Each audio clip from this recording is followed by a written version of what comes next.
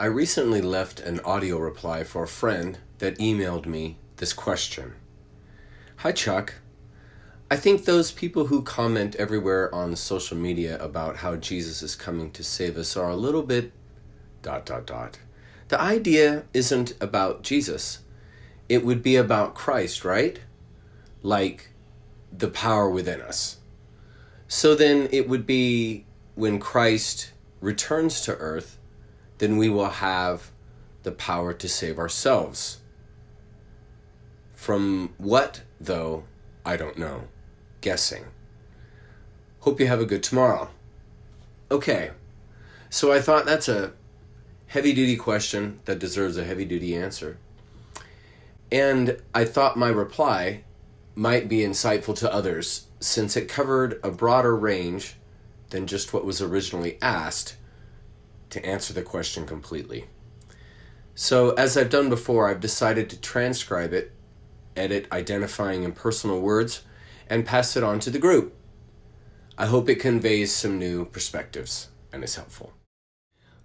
Okay, one of the biggest questions I've had, and still have, I don't have the answer, but I really want to know what initiated this whole transformation. Now, part of that answer obviously is the internet and everyone communicating. And so, since the internet, I believe, is something that came out of nature, it was sort of a union between man and nature. And since I think the internet came out of the mushroom trip, it's the imagination of man combined with the instigation of nature that brought it about. All of the sort of the dialogue, I'm not even going to call it intelligence, the dialogue that initiated people to start talking, I don't think was like directions. I think it was to instigate dialogue. And the quote-unquote plan is man saves himself. And man saves himself by knowing. Okay, so in many ways, this whole thing has been instigated by the general populace. But there was a real concerted effort to put all kinds of conspiratorial information into the internet. Dialogue of human beings has come about from the instigation of these, some sort of episodes that would, like a seizure, would awaken those that want to know. And so, in many ways, the question was thrown out. We're not going to save you. I don't know who we is, but we're not going to save you. But if enough of you humans wake up, then you'll merit your civilization continuing. And if not enough are willing to wake up, well, then there's no hope. There's no hope. If you've got 95% of the populace, unwilling to awaken, well, then they're just going to, if you quote unquote save them or make things better or whatever you want to call it, they're just going to ruin it again. And so you have to have, it's sort of like having an operation on a patient. You have to have a patient that's healthy enough to recover, or the patient's going to die. It doesn't matter what surgery you do. And so that, in a very real way, is the disease that's attempting to be thwarted. And it really was, I think we're past that point now, but it was like, okay, well, let's see if this civilization is willing to wake up. And if they are, then they'll save themselves by awakening and calling the bluff. And if they don't, then that's it. And so I think you have to have a very long, maybe decade, trial And you have to have both narratives going. You have to have this doom and gloom, black ending, death, really at the front door, knocking. And then you have this other instigating information, dialogue, awakening side that is in play also, and they both run their course. And if the society doesn't wake up, the dark side is gonna be the one that humanity chooses. And if enough people wake up, then there'll be enough communication and awareness and wherewithal for the white side, or the humanities side. I don't like polarizing it like that. Humanities side, consciousness, will win out. And that really is kind of where I land. And that's why I do what I do. Because I feel like that's all we have is each other. And if we don't communicate, love one another, and move forward, well, then by God, we deserve that consequence. And if we do love one another, I hope I'm making sense here. If we do love one another, then obviously we're set free. We set ourselves free. And that's why my whole thing is we save ourselves. Because nothing's going to swoop in. They're just going to keep revealing more and more, whoever they is. They're just going to keep revealing more and more. And that will do it. And so, to answer your question, yes, the Christ within, which is the consciousness, which is the light. It's not an image. It's a word to describe something that's sort of outside of words, like the chakras. You can't really fully describe them. You can kind of talk about them, but what exactly they are, what that electromagnetic energy exactly is, we're not technologically advanced to know. We're getting there, but we're not there yet. Okay, so what do we save ourselves from? Ourselves. We save ourselves from ourselves, because think about it, we're an insane society. If you have an insane person, the only way they're going to recover is if they stop the insanity. Well, how do they do that? They study psychology, they study their past, they do the work. They do the work. And that saves them.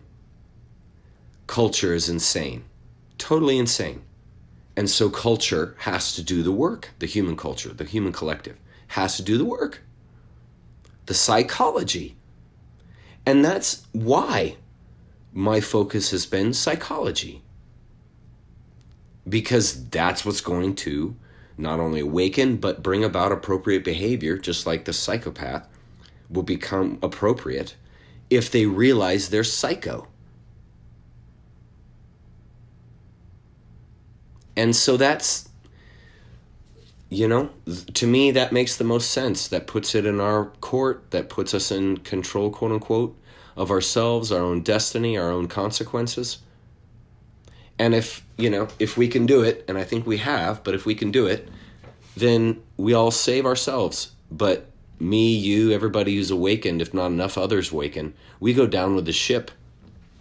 And that dark plan, or that dark instigation wins. And consequences come about. If the animal can't run fast enough for long enough, the predator's going to get him. And we've been in that. We've been out on a huge field in the Serengeti, and the lions are coming. They have been. And we got to reach that tree, or we got to reach that horizon or whatever, and escape ourselves. We got to run. We got to escape ourselves. Run meaning gathering knowledge, work. And then you'll escape the lion. You'll escape the predator that's coming after you. And if you don't learn your lesson, she's just going to eat you another time, because you didn't learn your lesson on the first hunt, or this hunt. And that's fair, don't you think? Isn't that fair? Give everyone a chance. if they're worthy, if they've got enough consciousness left, they can transcend, become a starfaring society, and merit the privilege of entering into the greater universe. And I think that originally the earth was that. It was a nursery for souls. And you merit the next step. And that's why I think earth is so tough, is because it's the first step. I think in many ways, we're quote unquote new souls. I don't know how else to put it. New projections of the ineffable. And I really don't buy the whole idea that people are choosing their future, like before they're incarnated, they're sitting there figuring out their life and they're choosing this and that, what they're going to learn, what they're not going to learn, I think it's bullshit. I think it's a free space. And I think that a person, a soul, when you die, normally, before we were entrapped, normally you leave, and if you've learned what you needed to learn and you merited the next step, you go to the next step. And if you don't, you're coming back to learn the lesson again.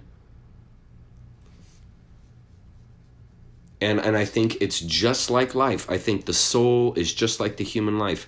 You have trials, you have questions, you have bifurcations in life, and you determine your destiny. And if you make enough good choices, you're gonna learn what you need to learn to merit the next step. That's why I think Buddhism is such a good idea, because it spends so much time in self-meditation and psychology and dialogue. I mean, that's how you grow.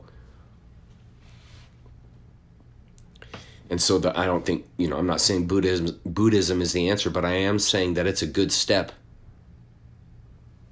And so I think folks like you and me and others who have awakened to the lies and have awakened to all of this, we've merited the next step. Okay, so finally, the last thing I want to say is I think that there's a major reset coming. I mentioned that in my last video. I think there's a major reset coming. And I think it's going to be hostile, meaning there's going to be a tough phase of transition. And it's not going to be like the world will be destroyed, Mad Max. I'm not saying that. I'm just saying that there's going to be a transition where those that are awakened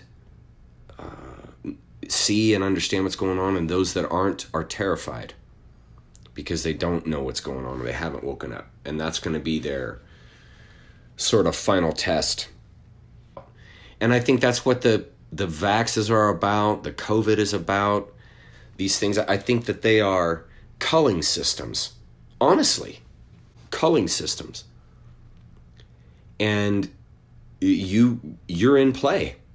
And if you're not smart enough to engage in other forms of medicine to better yourself, if you get sick, then by golly, you don't deserve to go to the next step. I don't mean to be mean, but like, if you're not going to step up and learn and grow and challenge yourself, then dude, you freaking don't deserve it. Nature's a meriting system. It's not a handout. It's not a come and get it. Meaning they're handing it out, you just got to come and get. No, dude, you got to go hunt. You gotta go do it. Merit yourself, just like frickin' Parsival. And you'll be fine if you do. It'll be tough, but you'll be fine. And I think all of us have been enduring that. I mean, my last 10 years of my life have been, f***ing hell. Tough, man. And I've grown. And I've merited the opportunity to be one of the light workers that tries to bring about knowledge and understanding of the world. And the last 10 years, I merited that. And finally, I started this live thing, which came out of nowhere. I'll tell the story someday. Which came out of freaking nowhere with no plan. Like, literally, I woke up one morning and I was just like, you know what, I think I'm going to do live. And there's a whole story behind that. But it was like a bell went off in this story. A literal bell went off. And I heard it. And it wasn't but 2 or 3 weeks later that I started the live. And I think it was in this last moment when I had this humongous destruction enter my life, that's when the bell went off. And right in the midst of the destruction, like right when it happened, when the whole thing went down, within seconds of the ending, and I'll tell the story someday, but within seconds of the ending, I heard the bell. Literal heard the bell. And I thought to myself immediately, without even knowing I was ever going to do live, I wasn't going to do any of this stuff, and without knowing any of that, I thought to myself when I heard it, I thought, that's the green light. That's my next step. That's like the calling of the vessel.